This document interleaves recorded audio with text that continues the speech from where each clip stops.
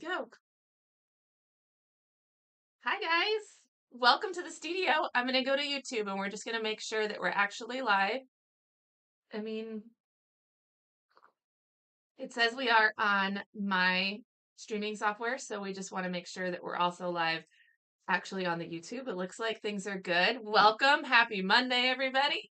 I'm wearing my tank top because I am going to will spring weather. I'm ready for it, man. It is the second week of April. However, if you're a Monday class, you're still in the first week. So this video, we're going to talk all about what's going on in week 2. But if you're in a Monday class and you want to know what you're doing in classes, make sure you go look at last week's video because remember our month started on a Tuesday. So Monday will always be 1 week behind in terms of curriculum. It's important that you still watch the video because this video in the housekeeping and the intro section is going to have deadlines that are coming up. So even though you're a week behind in your class curriculum than everybody else in these videos, that means like you still have the same art show deadline. So make sure that you're watching the housekeeping and the intro, and if you want to skip the curriculum and what's going on in classes part, you can absolutely do that. And then just, kind of watch 1 week behind, if that makes sense. All right, so let's dive in. Everybody has class this week. That was one of my notes that I had. There were no off days this week. I think next week with Easter, there's one. What's going on here? That's fun. I think there's some off days on Friday, on Good Friday, but this week everybody's good. Everybody has class. So let's go ahead and dive in with our preschool classes. So we've got duck soup coming up this week. Sorry, my phone buzzed and I was distracted. So duck soup is going to be our book for this week. Last week we read Have You Ever Seen a Flower? And we did a whole bunch of activities with fresh flowers. So if you saw the videos or the pictures online, we got out hammers and we pounded on flowers and made prints using the juices, for lack of a better word, and the pigments that are in those flower petals. This year we got out some plexiglass plates as our first year doing that so that the kids could actually see where they were hitting. In previous years, we used paper, which of course is not see-through, and you can't see through it. So we're really happy with the way those turned out. That was super fun. My Monday classes get to do that today. But that was awesome. And then we used those same flowers and we made perfumes or potions using fresh flowers, citrus fruit, and essential oils. So hopefully everybody enjoyed that. This week we're going to read Duck Soup. We're going to do some still life drawing. So we'll actually look at those fresh flowers in a vase and draw them with chalk pastels. And then we're going to use some mixed media art supplies, mostly feathers, but also washi tape and stickers and other things to make a duck picture. So a little bit mixed media, a little bit of drawing. Should be good. For my multimedia classes, let's see. No, wait, I didn't bring any multimedia. This is all drawing stuff. All right, get my notes out. So K-thirds are making these kind of wall hanging tapestries using a natural stick and fibers. Last week, we spent most of the class period understanding what fiber arts were. This is not an art section of the art world that most people think of. It does lean towards craft. A lot of our fiber artists, there's a blurry line between fine art and craft. So a lot of the fiber artists, even in the fine art world, get pigeonholed into craft. But it is a fine art medium. And so we looked at artworks of contemporary artists as well as historical artists who make fibers, whether that's weaving, whether that's felting, whether that's tying and hanging, all sorts of things. And so we're going to be making this hanging tapestry. We spent a lot of time after we looked at the slideshow just learning how to secure our yarn to the stick. And so we're doing it by folding it in half and then flipping that loop over the stick, right? So you double up the string, you put the loop over the stick, and then you pull the tails through is how we're actually getting those hooked on there. Once they're hooked on, then we can braid them, we can knot them, we can twist them, we can weave in and out of them. We can also dangle things like pom-poms and tassels. And so as we get later on in the month, we're going to learn how to create tassels and learn how to create pom-poms by knotting and cutting and tying and all those things. But But right now we were just working on, okay, does everybody understand how to get the yarn attached to the stick? Because that's what we're going to be doing this week. So now that we've kind of learned that, they made a little bit of collaborative art to learn that process. Now we're going to pick out our stick and we're going to start designing our tapestry. So you guys have had so much fun going shopping for yarn. We have so much fiber that, it has variegated colors to it. It has texture to it. Some of it's like the eyelash yarn. Some of it's kind of got a scrubby texture. Some of it's got a velvet texture. Some of it's got, I just want to touch it all. It is amazing. So they'll have lots of choices with their yarn. We're going to practice using really good stewardship, for lack of a better word, of our yarns. We don't pull from the outside loops. We pull from the inside of the skein. We don't cut from the outside of it so that the skeins stay nice and everybody can use them. So lots of great learning that's going to be happening here. Also, cutting yarn in general is kind of tricky. So we'll learn some tips and tricks for that. So good stuff. By the end of this class, they should have a good start on their tapestries. Our goal is that they have that wall of yarn already hanging down. Some of them will have it. Some of them will work a little bit slower, especially if they really like just kind of discovering the yarn, and treasure hunting for good stuff. It might take them a little bit longer. People who have a really clear vision and they know what they're going to do and they're very focused can get it done. Others will delight in the process and maybe not get quite so far, but we are hoping that they will have a wall of yarn on there so that we can work on those kind of advanced techniques in the next week. For our 4th and 5th graders, we're making needle felted cuff bracelets. And so again, we looked at examples of fiber art to understand what fiber art is last week. And then we practiced felting. For many of our kids, this is the first time that they have felted. We did it a little bit in summer camps. And we haven't done a lot in this grade level of class. Felting for the past couple of years. And it was new to us. About 3 years ago, I think, was the first time we did a felting lesson. It was right after COVID. It was supposed to be April's. It was supposed to be April's during COVID, and then we had to pivot on that. But so right after COVID was the first time that we introduced felting, and that was just to the middle school, high school ages. So this is the first time we brought it down in the multimedia classes to this grade level. Many of these kids have not had a chance to do felting or do needle felting unless they've come to a very specific summer camp that did it. So they're going to be doing some felting.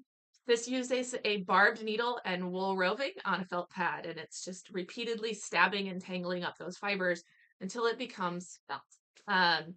So they practiced those techniques. A lot of them really enjoyed it. We're super proud of our artists and how responsible they were with the barbed needles. It is sharp. We have Band-Aids. It's okay if they poke themselves. We just want to make sure they're being safe with them. Those practice pieces, if anybody took home practice pieces, those are yours to keep. This week, they're going to actually start on the cuff bracelet. So we've got pieces of felt that are cut generically for a wrist size. Of course, we can edit that. And they will start designing their tapestry. It's kind of like a mini tapestry that will go onto their bracelet. We felt flat. Of course, some of the kids were confused about that. Like, how does this flat piece become a bracelet? So we'll discuss again how to make a kind of a cuff. They'll get to felt this week, most of next week, and then we're gonna do some stitching details on it. So they'll have a chance to learn threading a needle, basic blanket stitch, running stitch, whip stitch, and then for those who are really advanced, we'll do a little bit of embroidery on there. We're also gonna sew on a button because that's how we'll get it closed. For my 6th, 7th, and 8th, 12th classes, they are not new to needle felting. A lot of these kids have been with us a while. They have needle felted for many years, and they look forward to this month. This is, it always feeds my ego when they're excited about the class, and they're really excited to do some felting. So we're going to be working flat this year. In the last 2 years, we've worked in 3D. This one's going to be flat. It's like a tapestry or like a painting that's done out of felt. We looked at examples last week of contemporary felters who use felt to create two-dimensional paintings or artworks. So that's what they looked at. They brainstormed their designs and then sketched them in their journals. This week, they will re-sketch that to scale on a piece of lacquer felt, and then they will start working on their tapestry, and that will be their month. There's not a lot of steps here. It's just get in, get down to work. So we did review felting techniques with them this week, so they had a chance to do that and kind of get a refresher course on best practices, and then they will spend the next 3 weeks just working on that. If they get their tapestry like finished, they also have the option of adding additional stitching details with the embroidery floss. All right, so our creative exploration classes, they got their first taste of Fiber Arts Month in the last week. So we had a sticks and yarn for our media focus. I do know also on Friday that Grace and Liz here in Liberty got out some needle felting with their class and taught them that. They really enjoyed it. We looked at the art of Monet. We've got a fabric painting collaborative invitation using muslin and spray bottles. We also had pulling in from our preschool classes some flower bouquets that they could draw. I created a really cool infographic on what botanical illustrations are for our kids that are very technical, kind of a blend of science and art. So we had that out. And then, of course, the sensory bin is always popular. For drawing classes, now here's where I brought some stuff. So let's grab some things. Drawing 101. Now, it is benchmark month for 101 and 102 realistic, meaning we are going back to those lessons that we did in September. So we're revisiting them to see kind of some growth or how far we come along. Now, we take it with a grain of salt when we're comparing two pieces of artwork because although it is a tool for us to look back, it's not the be all end all because who knows? I mean, maybe you were not in the correct drawing mindset last week. I have days like that where I just like I'm not doing my best work. I'm not in my mindset. And nothing's going to work for me. It's not going to happen. And if that were the case when you came to class during the one time we did a benchmark, then we're not going to get a good, like comparison from 6 months ago. But it is interesting to do. So I do have some examples to show you. So this is 101. This is our kindergartners through our usually second graders. And I'm going to show you some of the lessons. So this time we did self-portraits. And this was week 1. I guess I should cover up names. This is my little post-it that I wrote her. So week 1 of the class. And you can see we drew a portrait and we drew speech bubbles or thought bubbles around it. And this is our week 1 lesson. So this is September's work. And then if we flip to recent, we've come a long way. One, we've established what a portrait is, right? We've got a lot of great details happening in our portrait in terms of eyebrows and eyelashes. We've got earrings and ears on there. We've also worked into colored pencils, and we have both highlights and shadows going on in this picture. We've got colored pencils staying in our original pencil lines that we drew, and we're taking up good space in the page itself. So composition-wise, we got a good balance of positive and negative space. So amazing work going on, and a lot of growth happening there. Which, I mean, there should be, right? Because the kids get older. And when we get older and we've practiced for that amount of time, we get better. All right. Here's another great example. Let's see. Not all, I pulled up these are my 101s, and not all of our 101s are with us in September. Some of them are, they start with us in January, or maybe they started in October. So if that's the case, then I don't have a lesson to compare, but I tell the kids, I'm like, that's all right. This is just your new benchmark.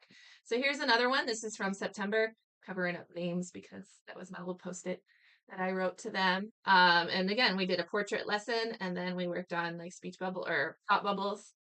It was an opportunity for them to share. The thought bubbles allow us to say more about ourselves than just what we look like, right? So what do you like? What do you think? What do you know? That kind of stuff. And then, of course, I lost the page. There it is. Right? Oh my gosh, so good. So again, we're down into colored pencils. We've got different values and different hues. She started adding shadows, and so she did that with like a purpley mauve in the neck and then under the eyes with some great details, lots of good colors going on and good color choices, great composition. She ran out of time because look at how good her coloring is. So, good stuff, good stuff. So I was super proud of all of my artists. Again, a good number of my class are new to me in January, so I didn't have, theirs are also good. I just didn't have a comparison to look back and show you that. So these guys were two that were, I also had a few of mine who like graduated up that semester and went up to 102. So theirs are great too, I'm sure, but they haven't done their self-portrait. Maybe I'll grab their self-portraits. That's next week. I'm trying to remember. Like that is, yeah, that's coming up. So that's in next week's class. My 102s do self-portraits. So maybe I'll pull those. All right, so let's look at, 101s this week. So this week they're going to be doing landscapes from photograph. Again, it's a repeat lesson, but they could do a totally different landscape. They don't have to pick the same one. And they're going to do that in chalk pastels on toned paper. So it should be a fun lesson for them to go back to. 102s, I've got one realistic and I've got illustrative here to show you. Again, 102s are in a benchmark and we drew those 3D shapes. So these are those like white forms, right, that we sit on the desk and we talk through like what their form is, what their shape is, what their perspective is, what their relative size is to one another, all sorts of good stuff, and relative positioning. We started our class with a value lesson, which like for most of our kids was a review. It looks like, hang on, we have it stapled in the journals. Looks like this, where we talk through the kind of the 5 values that we look at our drawing. Of course, there's an infinite number of values, but I always tell the kids, if you can get 5, you're doing really good. And then we have to get the line drawing done. So here's an example of a line drawing where we've got the contour kind of mapped in. The most challenging part of this is not applying the values, but rather getting, where's the good one? See that, this side, the rectangular prism. Yeah, those angles are tough. So we have a perspective lesson coming up and that will help, but lots of great values going on here. They were very intentional because when you just draw one of them, the values aren't too difficult, but the sphere next to the prism actually casts a shadow. It also casts a reflection. And so there's a lot that we have to notice. And then you can see like sometimes, our perspective lines get a little wonky. And so we did not do vanishing points and the rules of linear perspective. We will save that for next week, not this week, but next week. And we'll have that as a review. And hopefully light bulbs go on. All right, so for my 102 illustrative, switching gears, they're not doing benchmarks. We're doing vehicles, kind of planes, trains, automobiles kind of thing. Last week, they learned how to take a vehicle and instead of drawing it flat, like from a profile side, but to actually put it into 3Ds, helps with, for any of our kids that are interested in animation, we have to be able to rotate objects in space. And so that was a really great introduction, is that, hang on, I have some examples, is that, cars have more than one side to them, kind of like those 3D boxes, actually. There's a good example.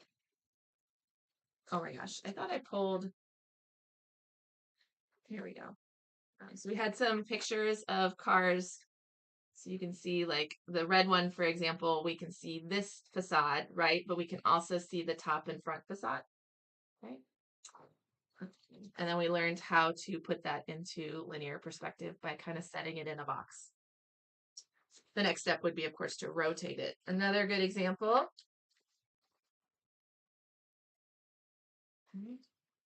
Now we drew very kind of boxy, plain vehicles this time. The exercise in week 1 was not about designing or being creative. It was more about just understanding the rules of drawing in 3 dimensions. This week, we will kind of switch that up and they will design their vehicle. So this is where we do get creative. Is yours a car? Is yours a motorcycle? Is yours a Santa's sleigh? Is it a horse and buggy? Like, what is it? And so then they will get to design that and then work to rotate it in space. Lots goes into designing it. It's not just what does it look like, but what are the vibes? How does it feel? Is it a character? That kind of stuff. So it should be a really interesting and creative month for them, and I think very challenging too. For my 103, I didn't bring anything. I'm in Liberty, and 103 Illustrative hasn't met yet. So they did in Flatwoods, and I know Cece and I chatted about how their class went, which is awesome and amazing. 103 Illustrative are drawing anthropomorphic characters. So I always think Beauty and the Beast.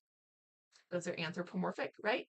So these are like inanimate objects that are given life and personality and can move on their own. So they're designing their characters and then putting them in a composition that makes sense. So last week they looked at different types of anthropomorphic characters in media and then brainstormed what theirs could be and what their personalities could be.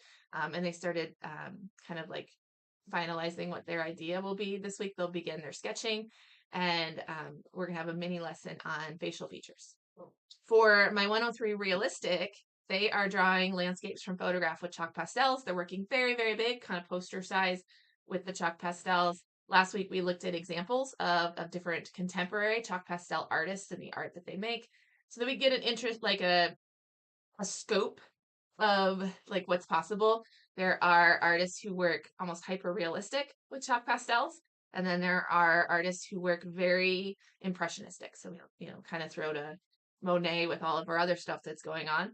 And our artists decided which kind of where on the spectrum they wanted to fall. And then they picked a photograph to work for them as a reference, and they started sketching that out. This week, we're going to have a mini lesson in how to draw the sun. Tricky. Which, I mean, will kind of lead into like how to create your light source and how that affects the rest of the picture. So we'll do that, and then we will continue working on our composition.